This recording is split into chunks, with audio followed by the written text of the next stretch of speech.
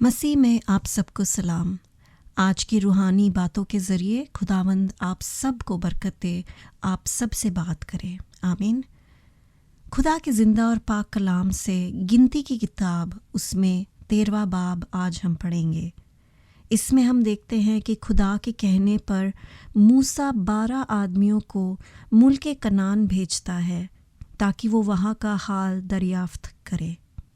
जिनको मूसा ने इस काम के लिए चुना और रवाना किया वो आम लोग नहीं थे। वो सब बनी इज़राइल के हर कबीले के सरदार थे। अब उनको आखिर करना क्या था? देखते हैं 18वें आयत से 20वें आयत तक। इसमें लिखा है कि और देखना कि वहाँ मुल्क कैसा है और जो लोग वहाँ बसे हुए हैं वो कैसे हैं, ज़ोरावर है या कमज़ोर, और थोड़े हैं या बहुत, और जिस मुल्क में वो आबाद है वो कैसा है, अच्छा है या बुरा, जिन शहरों में वो रहते हैं वो कैसे हैं, आया वो खेमों में रहते हैं या किलों में, और वहाँ की ज़मीन कैसी है, ज़रखेज़ है या बंजर, और उसमें दरख्त है या नहीं। तुम्हारी हिम्मत बंधी रहे और तुम उस मुल्क का कुछ फल लेते आना। और वो मौसम अंगूर की पहली फसल का था। तो इन 12 सरदारों में जो 2 लोगों के बारे में आज मैं आप लोगों के साथ शेयर करना चाहूँगी, जिनके बारे में मैं बात करना चाहूँगी, वो है कालेब और यशुआ। क्यों? क्योंकि इन दोनों का नज़रिया और जो एटीट्यूड था वो बड़ा कमाल का था और इससे हमें बहुत बड़ी सीख मिल सकती है। खैर, आगे बढ़ते हुए 25वें आयत में हम देखते हैं कि 40 दिनों के बाद ये 12 सरदारों की वापसी होती है। मुल्क कनान का फल भी अपने साथ लाते हैं और मूसा से कहते हैं कि वाकई दूध और शहद उसमें बहता है और ये वहाँ का फल है। लेकिन जो लोग वहाँ बसे हुए हैं वो ज़ोरावर है और उनके शहर बड़े बड़े और फसीलदार हैं, और हमने बनी अनाक को भी वहाँ देखा। हमने भी कई बार ऐसा रवैया दिखाया है और इस तरह से बातें की है कि नहीं, कि फल अच्छा है, दूध और शहद भी है, लेकिन लेकिन लेकिन हम कमज़ोर हैं, हम काबिल नहीं हैं, हम लायक नहीं हैं। वो लंबे चौड़े हैं, जब्बार है, हम उनकी तरह ताकतवर नहीं हैं, हम उनसे लड़ेंगे तो हार जाएंगे, हमसे नहीं हो पाएगा। हमारी ज़ुबान डर की ज़ुबान बन जाती है जिसमें खौफ झलकता है। हमें बाहर की खूबियाँ तो दिख जाती है, लेकिन हमारे अंदर की खामियाँ हमें उससे भी ज़्यादा नज़र में आती है। इसीलिए मुझे कालेब और यशुआ बहुत ही अच्छे लगते हैं। 30वें आयत में हम देखते हैं कि कालेब ने मूसा के सामने लोगों को चुप कराया और कहा, चलो हम एकदम से जाकर उस पर कब्ज़ा करें, क्योंकि हम इस काबिल है कि उस पर हासिल करें। इसे कहते हैं हौसला, हौसला बढ़ाना, कॉन्फिडेंस बढ़ाना। एक बार मैं किसी एक कैंप में थी, यूथ कैंप में, और वहाँ पर कुछ हमें एक टास्क दिया गया था जो मुझे बिल्कुल नामुमकिन लगा, और मुझे लगा कि मुझ में उतनी ताकत नहीं है कि मैं इस टास्क को पूरा कर पाऊँ।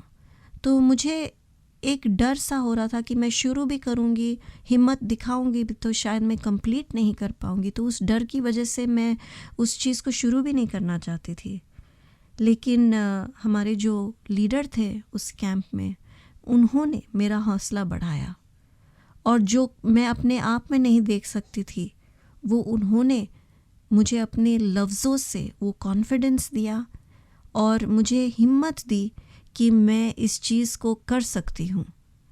और शायद हमें इस बारे में सोचना चाहिए कि सिर्फ़ अपनी खुद की ज़िंदगी के लिए नहीं, लेकिन कभी हमें उस दोस्त की मदद करने के लिए, उसका हौसला बढ़ाने के लिए हमें अपने लफ्ज़ों पे ध्यान देना है कि हमारे लफ्ज़ों में क्या डर और खौफ झलकता है या हिम्मत और हौसला अफजाई झलकती है। आमीन। अब 31 को मैं पढ़ूंगी। लेकिन जो और आदमी उसके साथ गए थे वो कहने लगे, हम इस लायक नहीं है कि उन लोगों पर हमला करें, क्योंकि वो हमसे ज़्यादा ताकतवर है। इन लोगों को ऐसा लगा कि ये जो मुल्क के जो लोग हैं वो जब्बार है और खुद को खुद की नज़रों में टिड्डे की तरह महसूस कर रहे थे। और इन लोगों में और कालिब और यशुआ में आखिर फ़र्क क्या था? फ़र्क सिर्फ एक है और वो है नज़रिए का। उनके नज़रिए की वजह से उनकी बातों में हिम्मत झलक रही थी। उनकी नज़रिए की वजह से ईमान अपना काम कर रहा था। उनकी नज़रिए की वजह से उन्हें फ़तह मिली और वो मुल्क कानान को हासिल कर पाए। आज आपकी ज़िंदगी में ऐसी कौन सी सिचुएशन है, कौन से हालात हैं जो आपकी नज़र में जब्बार जैसा है, जो आपको वो टिड्डे वाली फीलिंग देती है? क्या आप हिम्मत करके कालिब और यशुआ की तरह एक बार अपना नज़रिया बदलने की कोशिश करेंगे? क्या आप वो ईमान का एक कदम आगे बढ़ाएंगे? हमारे खुदा की कुदरत को देखें, उसकी ताकत पर ईमान लाएं और अपने आप से कहें कि हम इस पर कब्ज़ा कर सकते हैं, हम इसे हासिल कर सकते हैं, हम फ़तह पा सकते हैं। चाहे कितना भी मुश्किल हो, लेकिन नामुमकिन तो नहीं है। खुदावंद यीशु मसीह के ज़रिए ये भी मुमकिन हो सकता है। वो जो बाकी कबीले के सरदार थे, उन्होंने ईमान नहीं दिखाया, हिम्मत और हौसला नहीं दिखाया, उन्होंने ईमान का वो कदम आगे नहीं बढ़ाया और इसीलिए वो मुल्क कानान को हासिल नहीं कर सके। लेकिन कालिब और यशुआ, उन्होंने ईमान के वसीले से आगे बढ़े और उस वजह से उन्हें वो बरकत मिली। और मैं आज आपसे यही कहना चाहती हूँ कि आप अगर वो ईमान का एक कदम आगे बढ़ाएंगे तो खुदावंद आपको और आपके ख़ानदान को जो बरकत उन्होंने आपसे वादा किया है, आप उस बरकत को हासिल करेंगे अगर आप इस ईमान के कदम को आगे बढ़ाएंगे।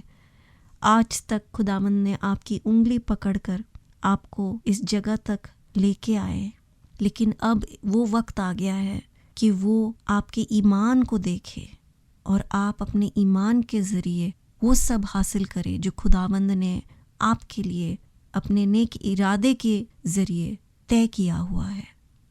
आपकी ज़िंदगी के लिए, आपके ख़ानदान के लिए, आपके बच्चों के लिए खुदावंद आप सबको बड़ी बरकत दे। आमीन।